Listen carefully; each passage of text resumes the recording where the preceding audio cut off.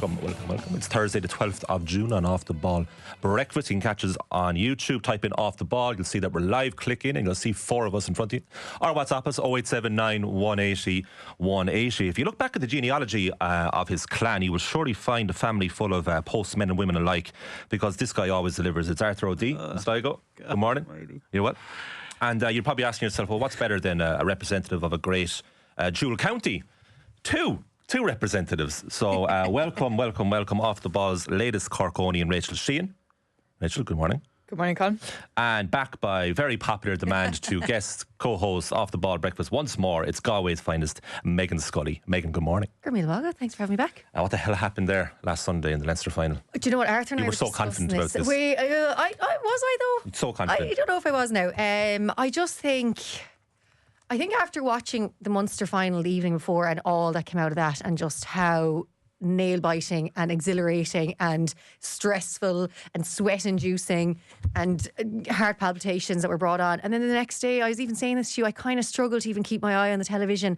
And it just seemed that Kilkenny were doing what Kilkenny do and were just kind of playing their own game, and then they kind of, I guess, lost a bit of momentum for a couple of minutes. Galway got some great scores in, and then suddenly Kilkenny were like, well, hold on a second now, what's happening here? And then they just went up another gear again, and it just was hard to watch because I don't know, is there like a disconnect at the moment in the Galway squad, or what's going on? And like, they've some unbelievable players there. Like, you look at the whole squad, and young and old, and they've got a really good mix of seasoned players and kind of younger players getting a chance to play. But it just, I don't know. I know we hear this a lot, but people talking about the whole Leinster, I guess, versus Munster. But so you watch Munster and it's just every time you watch a Munster championship game, it's so exciting. And then, I don't know what the resolve is in it. But look, Micheál Donoghu's there for a few years, and there is a game plan. So maybe, I did hear, I think Fintan Burke was on an interview before the game, and he was saying that there is a kind of a building going on, a rebuild going on, I guess, and that some of the players are kind of still gelling and getting to know each other. So I think maybe there is, look, it's part of the process of just getting to the next stage, but maybe is that a 2-3 year plan? Oh, yeah. I spoke to Fintan Burke at the launch of the hurling at the Faithful Fields on Tuesday, and he didn't seem too concerned. He said it was a disappointing Leinster final for Galway, obviously, but he said the fact that they rallied for 12-13 minutes, if they can manage to do that, even for, obviously you'd be hoping to do it for 70. Yeah. But he didn't seem as concerned as everybody else about the state of Galway hurling. So that's it, yeah. And that's kind of the way I think it is, that they're kind of all looking at it as this kind of rebuild, and they all, I guess, they still have another chance. But that's the other thing too with Galway, like, they could come back and surprise us. You just never know. Because like that, when they kind of are on form, they are incredible. And those few scores they got in those few minutes you mentioned, like at one stage I was going, oh, hold on a second now, hold on, things are changing, and you're kind of getting up off the sofa. But look, it wasn't their day. Like, Kilkenny just showed again what Kilkenny can do. Yeah. Well, they're still living off the fumes of 2017, aren't they? Galway with the same manager, some of the same players still there 8 years later. But look, what about the hurlers? Is there more excitement about the men's footballers and the men's side of the game now? I'm still holding on to 98 now again here. I'm still rallying for that. There's Armagh this weekend. Yeah, I know, and like a repeat of last year. And I think there's great excitement around this game because, again, Armagh and Galway. And I just love that now we have Galway, we talk about Galway footballers in this context where it's like we are one of the top teams. And there's great excitement around the Galway footballers. And I know we mentioned last week, you were talking about the dual county, and I think, as I was saying to you, football and hurling are starting to kind of move across the county now. We're seeing more hurling teams over in Connemara. We're seeing more football teams coming down to our side of the county as well. And I think everyone now, the whole county, is really getting behind the footballers as well, because the last few years they've been knocking on that door. And like, the Graw for Porrick Joyce is just something else. Like, everyone is just absolutely mad about him. Yeah. And I think what he brings to the team as well, and this squad, like, that's where I feel like there's a really good connection with the footballers. You can see that kind of camaraderie. You can see that, like, want to help each other, want to will each other on. You can see that real kind of, I guess, support for each other on the pitch. And yeah, it's just a very exciting time. Like, I mean, dual county, it doesn't get much better than being from Galway. Well, it's Cork really actually is the answer, because Cork is still officially the greatest dual county in the country. Still officially, no one's beaten that record 35 years on. What about our hurlers? Like, what hope do we have for the men's footballers at the moment? They're playing Roscommon this weekend. I'd be asking about it every so often as the representative of Cork for us, Rachel. Yes, and I'm just like, spokesperson a lot of shrugging and general apathy about Cork football for the men's side anyway.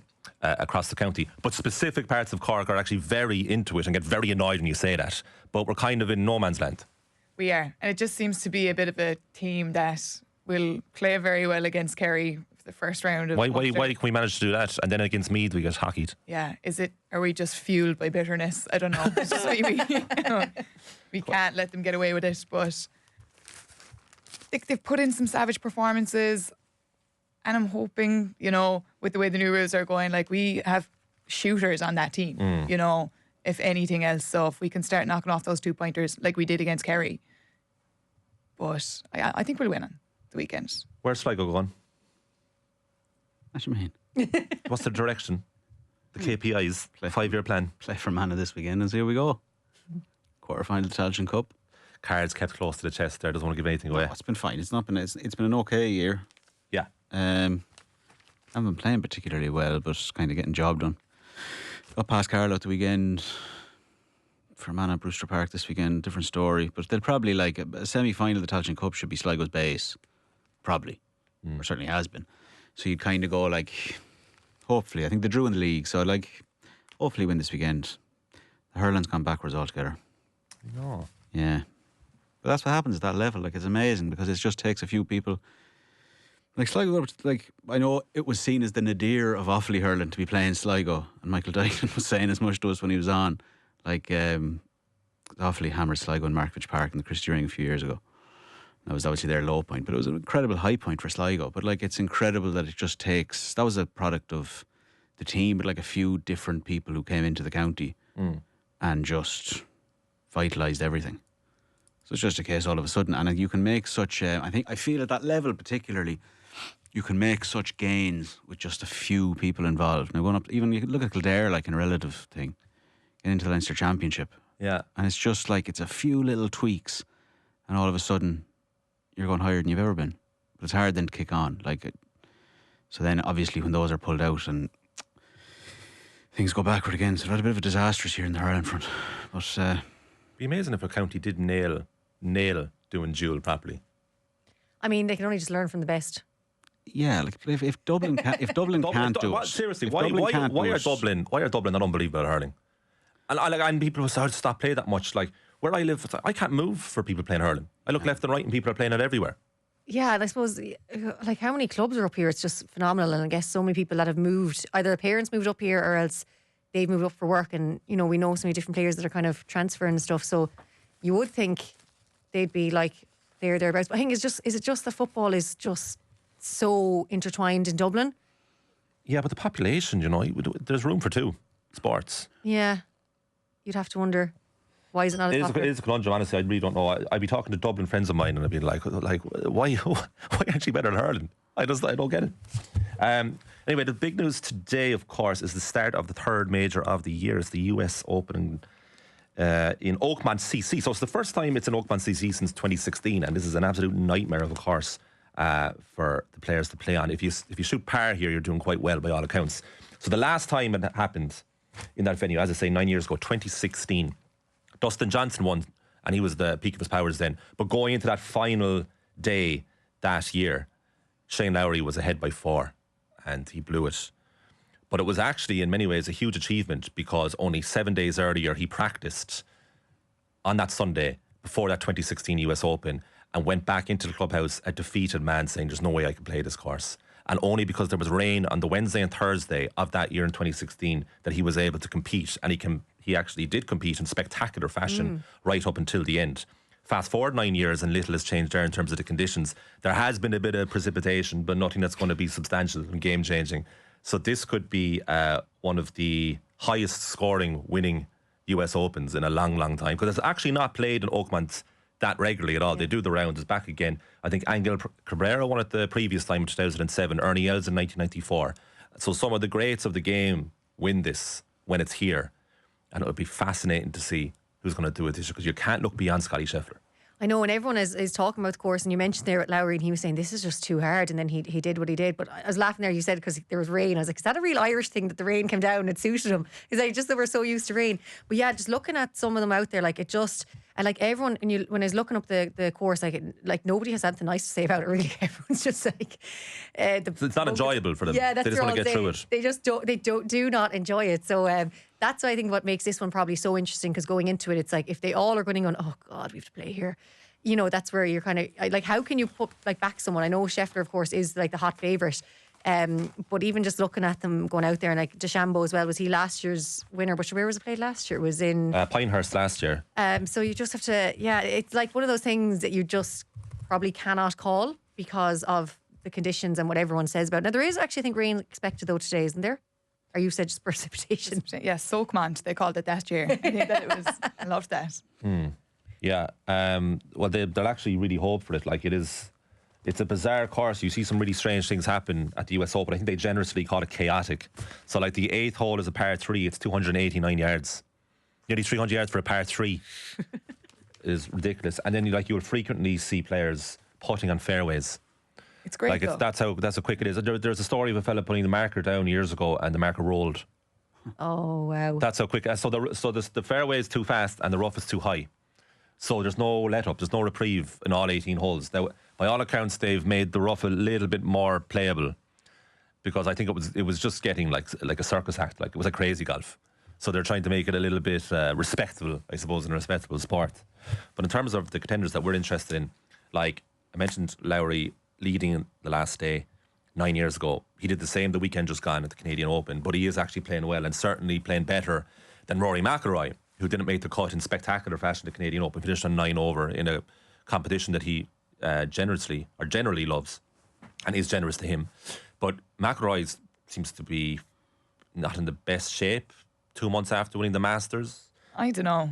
I think like it'll suit him being written off going into it. And people keep saying that after he won the Grand Slam that he's nothing to play for. Sure, of course he does. You know, he lost this last year to Bryson DeChambeau in the most agonising fashion possible. Of course he'd like to come back and win it. And all the talk is about him not being able to focus. And of course he's going to be focused going in there. And it's such an unforgiving course. If anyone can go out and make mistake after mistake after mistake and recover, we've seen that. It's McIlroy. You know, he did it at the Masters. A lot of these players aren't used to, you know, they get a bogey, get a double bogey and it's game over, but he's the master of that now. So I wouldn't be writing him off. He's the master of it, yes. He is, absolutely. I don't know, I thought he'd be happier, basically, than he is. And Paul McGinley isn't happy with Rory McIlroy. I don't know what's going on here. Is there a bit of beef historical beef between McGinley and McIlroy? I think there might be. This is from the Irish Independent back page this morning. So you have McIlroy there swinging away. But the context is quite interesting. Paul McGinley has described Rory McIlroy's pre-US Open press conference as, quote, very worrying, and expressed concern for the Hollywood star as he tries to reset his goals. I was very worried. It was very worrying looking at his press conference there. His eyes weren't alive. The energy was not there. Wow. Now, I wouldn't be too happy if I was going through the motions at a press conference and people were dissecting every bit of body language that I excluded. Is that not what people have been saying? What? That's not a unique take from McGinley, like. Well, I don't know about the eyes not being alive and the energy not being there. Well, I would say the motivation hasn't been there, which McIlroy has spoke of.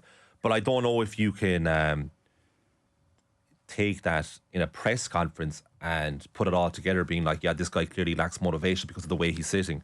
But that's what McGinley is looking into. And look, he had strange comments minutes after McIlroy won the Masters and then clarified them to see what he meant. You know, I didn't mean anything by that.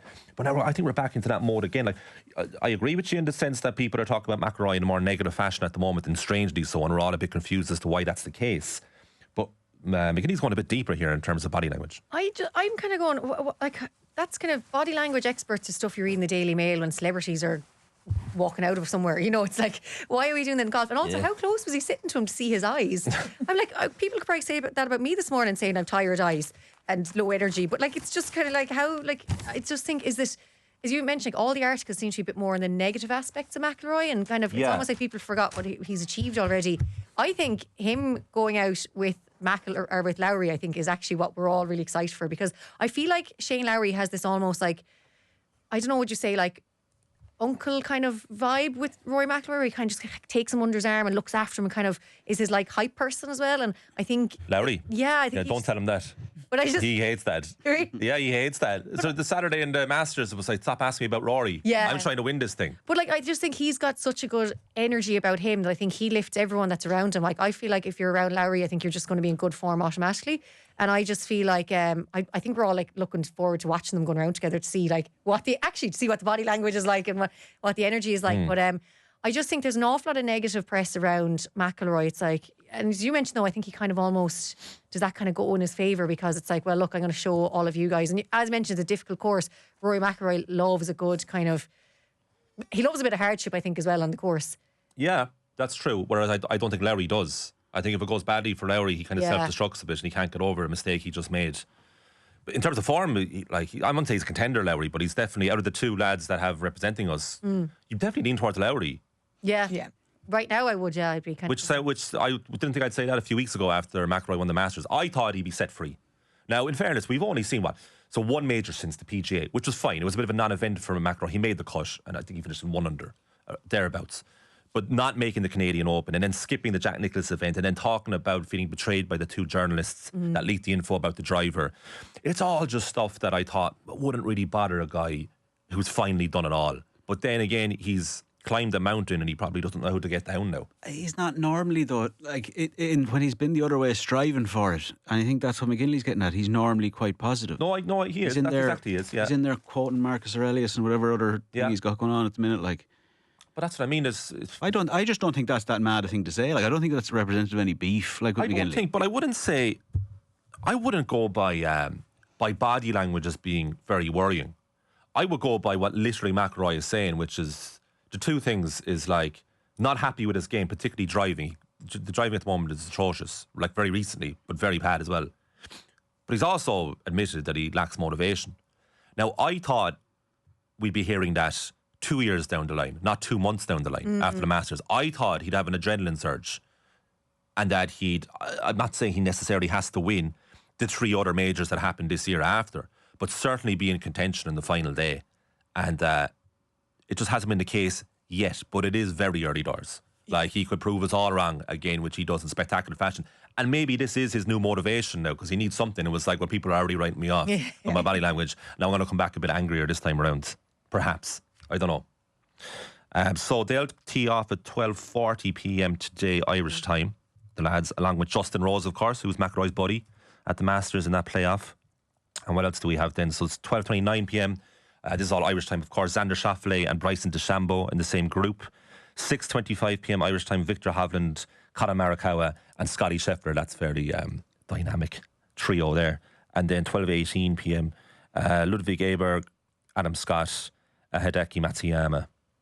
And then we have, as I say, Lowry, Rose, McIlroy, 12:40. And then Jordan Spieth, John Ram and Dustin Johnson is 6:14 p.m. So there's some seriously good trios here. As I say, Dustin Johnson was the last player to win this when it was played at Oakmont CC in 2016. We'll get more on the US Open with John Duggan around 8:55 a.m. as we preview what it starts today around lunchtime Irish time. I want to take you here to The Guardian, if you'll bear with me here. This is Thomas Tuchel, the England manager. It's not going well. Arthur called this. It's not going well at the moment. England won, Senegal 3. But the biggest news since then, Tuchel warns repulsive Jude Bellingham. Urged to turn fire on opposition and not teammates. Right? So, these are Tuchel's quotes about Jude Bellingham. It stems from his mother. Tuchel admitted his mother sometimes had mixed emotions when watching Bellingham play. But Tuchel wants him basically to harness that energy to the opposition. Jude has a certain something. He brings an edge which we welcome and which is needed if we want to achieve big things. The edge needs to be channeled towards the opponent, towards our goal, and not to intimidate teammates or to be over-aggressive towards teammates or referees. He has the fire. I don't want to dim this down, but the fire comes also with some attributes that can be intimidating, maybe even as a teammate. And you see sometimes the explosion towards referee and the anger in his game. If he can channel this in the right way and we can help him with this, then for sure he is something that we need. He has a certain edge that is hard to find. I'd say you could have said the exact same thing about Roy Keane. I just thought it was so funny. It was like my mother said. I kind of reading it. It was very like, I don't know, Irish mammy or something kind of vibes to it. And I was like, why was he saying that? Why was he telling? I was like, did he realise he was talking to journalists? That's a conversation I think you have when you're sitting. Yeah, this is on TalkSport. Thomas Tuchel said this. Yeah, I mean, he's an honest guy. He's always been fairly transparent with his emotions. But yeah, no, you're right. Like my mother was telling me. Yeah, it is.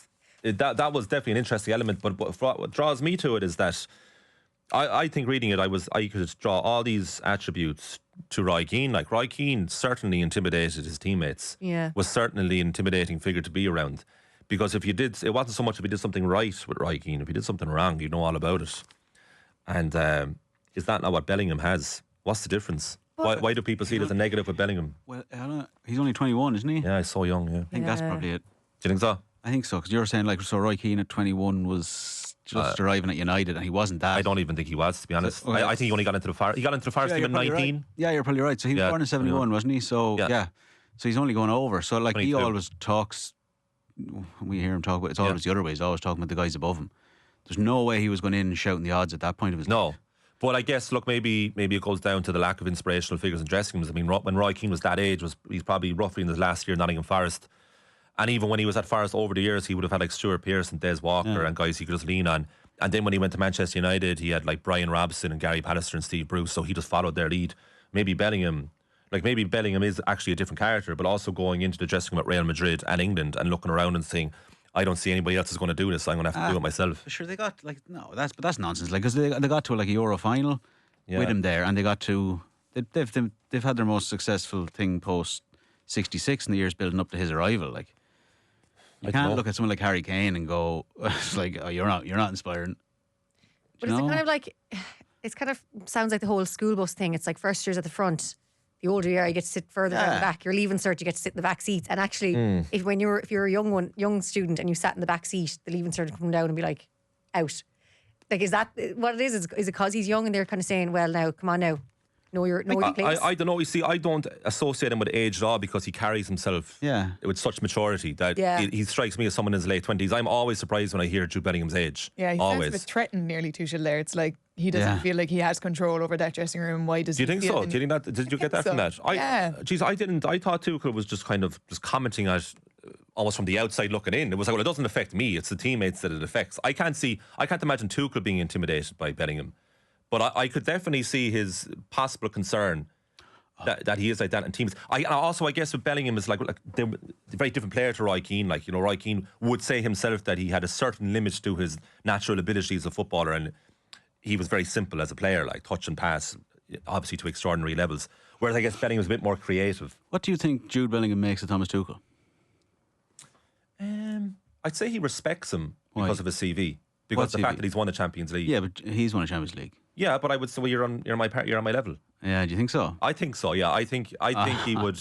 I think Tuchel carries himself like we have a very different opinion about Thomas Tuchel. You and I. I'm a big Tuchel fan. I think he carries himself with presence. I like the way he talks about the game, and I think he's had enough success to warrant getting big jobs. I thought it was like, you know, whatever about the nationality side of things. I thought it was a good appointment by England, and I could see Bellingham certainly not walking all over him. Certainly thinking like, yeah, the guy's achieved what I've achieved. But what I'm really interested in when I want to get, like, really try and get out of this is like, why do people look at this as a negative with Bellingham, and they didn't necessarily look at it as a negative when it came to Roy Keane?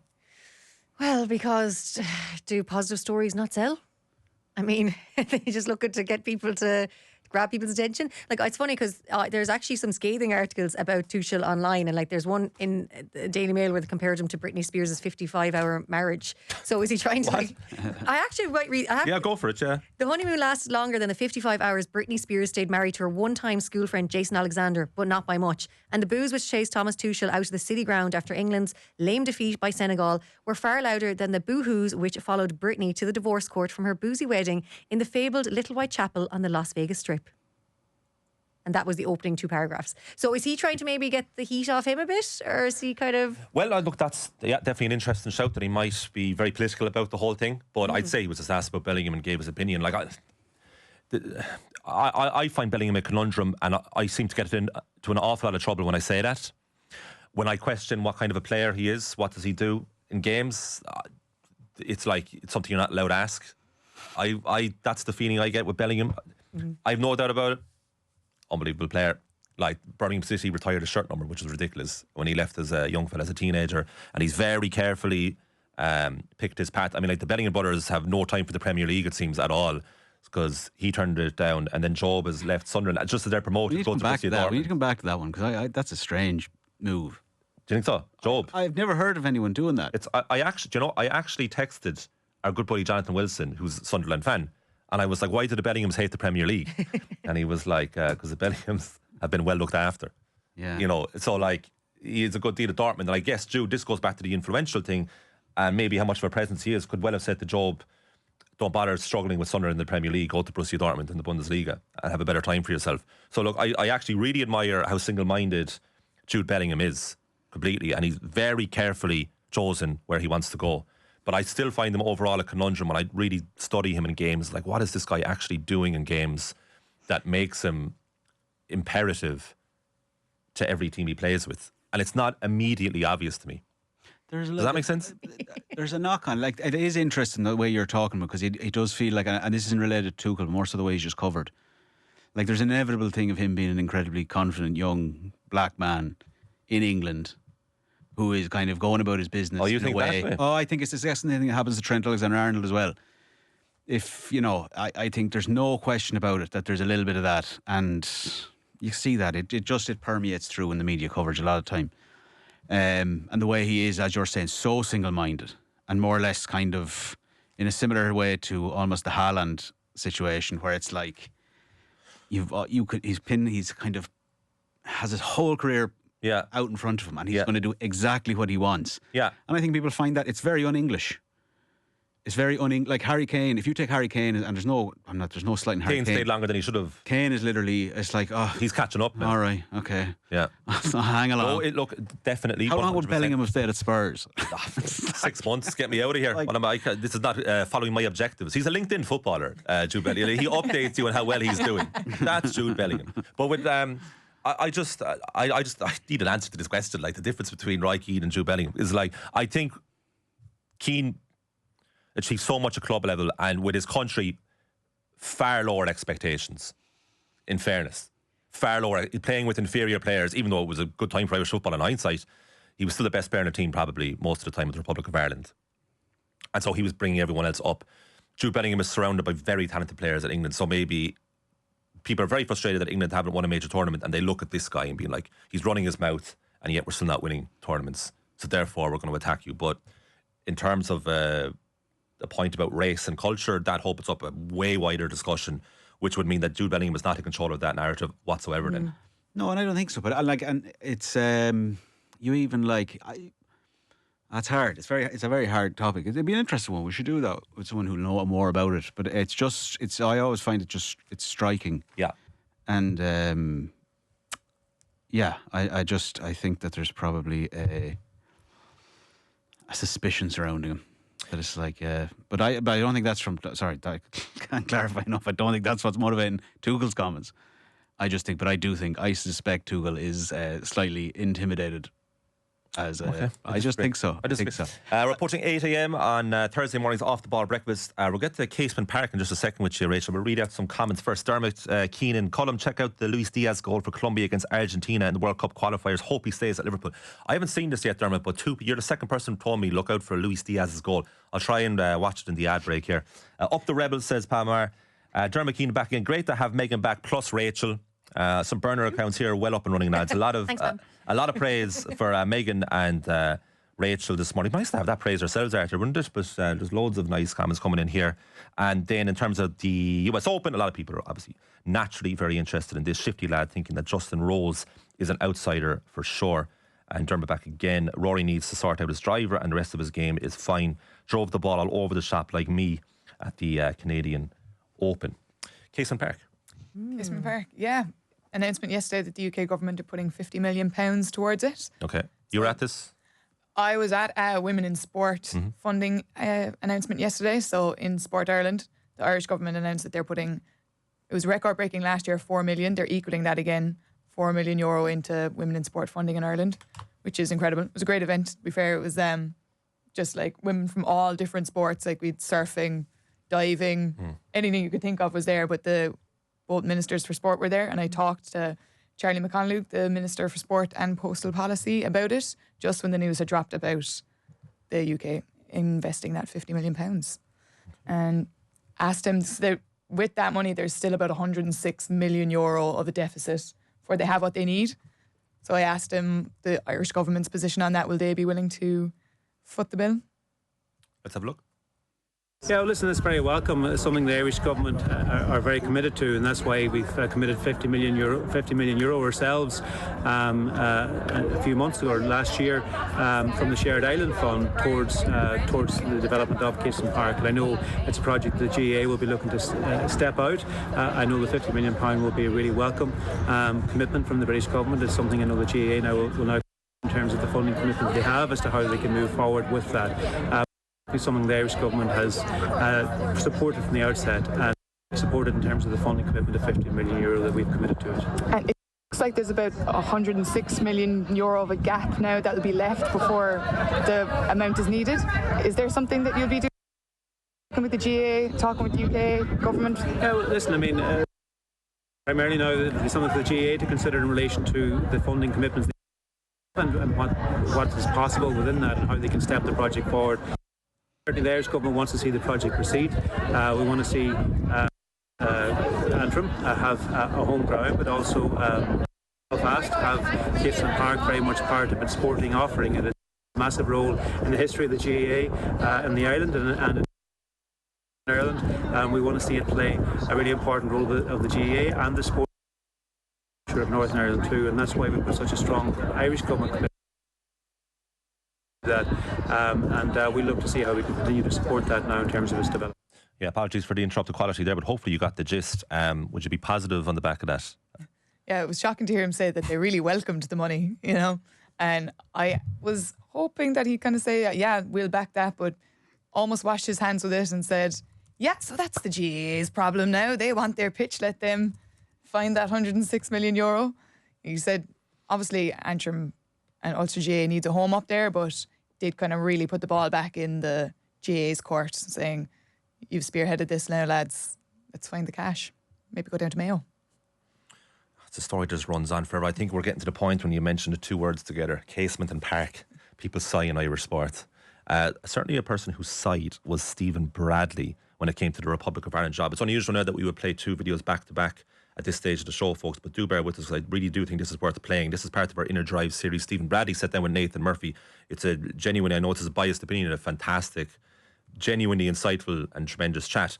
But Stephen Bradley revealed that he was asked if he was interested in the Republic of Ireland seniors job once upon a time, so had a meeting with the powers that be, or was supposed to have a meeting. Take a look at this. Would I like to manage the senior national team of this country? Of course I would. What happened around the Ireland job? Did you feel you had a chance? Were you approached at any stage? Yeah, I was approached. I was approached through back channels at the start, asking, is it something that I would be interested in and having that conversation? Obviously the answer was yes. So a meeting was set up between myself and Mark Canham and Jonathan Hill, and unfortunately both of Mark and Jonathan were late for the meeting, 15 minutes late, so I left. Well, when he spoke to me about it, initially he said, you're going to kill me, like, you know. And I said, what? He said, I came off the call. And I said, why? He said, they left me waiting whatever amount of time was. And I thought, good. That's how I felt, really. I thought, and it's not an arrogance, it's respect, like, you know. I think they wouldn't leave Jose Mourinho waiting 10 minutes. So either you're there on merit and they respect you the same as everyone else, or they don't. That probably summed up how serious the interest was for me to have the job, which I found disrespectful and not good enough, to be honest with you. If I was someone that they were really serious about having that job, they would not have been late for that meeting. So he's no less valued than anyone else, so I think it was the right thing to do. Meghann? Well, I have to say, so I am an incredibly punctual person. In fact, I'm always early. And if anyone ever is late, I'm like, this is my time and your time. And if you're wasting my time, it means you do not have respect for me. So that is something that's a real bugbear of mine. You went for the Ireland job as well, right? Yeah. Yeah, they actually left me waiting 20 minutes. I actually had a Zoom call yesterday, and after 5 minutes, they weren't getting on. And I was like, do I hang up? And it was like a pretty important meeting. Yeah. And I said, so I texted and I was like, what, do I wait a bit longer? And I was like, I think 10 minutes for me was going to be the period. And the next minute they came on and I was like, oh, great. And they're like, look, sorry for the delay. But I think 15 minutes, like that is too long. Like if they said, all you do is send a WhatsApp saying, so sorry, running late, we'll be with you soon. That for me just screams lack of respect. Is it too much pride, Rachel, though? if he did hang on and he had that chat with the now, of course, the departed Mark Hannon from the role and Jonathan Hill From the role. the role, clarify. If he had hung on, would we be talking about a very different trajectory for Stephen Bradley, or was he right? Oh, it's a know your worth situation, really, isn't it? Now, I would have probably been on that call for hours. Still there now. Not yet. Have the phone here just in case. Hey guys, just on the call whenever you're free. Yeah, you're the only one left in the group chat. Yeah. But no, I mean, 15 minutes. You know yourself. You can have we're having technical issues there. The file not working properly. Yeah. I would have given it 20-25. Oh, really? Yeah. Wow. Because of what's on offer. Because of what's at stake. Yeah. That's interesting. So you have stock market approach to Zoom. What's up and what's down? I'll go by what's demanded. Because If he felt if he felt that respect maybe running into it, Yeah. and he had a gut feeling. Yeah. Fair enough. But if it was, God, we really think you're right for this role, and it was just a 15-minute difference in a Zoom call, they wouldn't have waited 10 minutes. I wouldn't have had Jose Mourinho wait for 10 minutes, Arthur. Yeah, they wouldn't. But I mean, to be fair, they're probably going to fly to Jose Mourinho. But he's not doing the Zoom call for it. This was post Kenny. I don't know the exact timeline. I suppose it must have been. But it must, he because wouldn't by have the been in time the line. Kenny got the job, it was a long time ago. I think it's fine. I think he's right in the term that they probably weren't serious about it. Yeah. I don't think, and it's no reflection on him. I just don't think after the Kenny situation that hiring another League of Ireland manager was ever going to fly. The way these things tend to go, it kind of, goes McCarthy, it goes Kerr, it goes Staunton, it goes, they don't. It kind of happens every 10, 15 years. So I don't think that was ever going to happen. So I suspect he knew that doing that, because I think Rachel's bang on. It's like if you had a realistic chance, a realistic hope that this job was on the line, you're not leaving it out. You're not leaving without like a WhatsApp, a message. It's like, what if he got the time wrong? Like what if there's too many variables that I think he knew. I suspect he knew that he wasn't coming out of this with the job. If there was a relationship already built, you'd give him a quarter of an hour grace. you would. Yeah. But he probably was suspicious all along that they didn't really want them in the first place. Yeah, But it sounds like he had a good feeling. It is interesting. Do let us know. I'd be very interested to hear people's opinions on this on YouTube. Should Stephen Bradley have hung on for that call or not? And what is the grace period time? What is it for people? 10 minutes. 5 minutes, 10 minutes, 15 minutes, 1 minute, an hour, or 4 months here, as Rachel would say. OTB breakfast, the UPMC orthopaedic care when things don't move, rotate, or bend like they used to. Choose us to help you get back in action. Charlie has rolled up with the cash machine.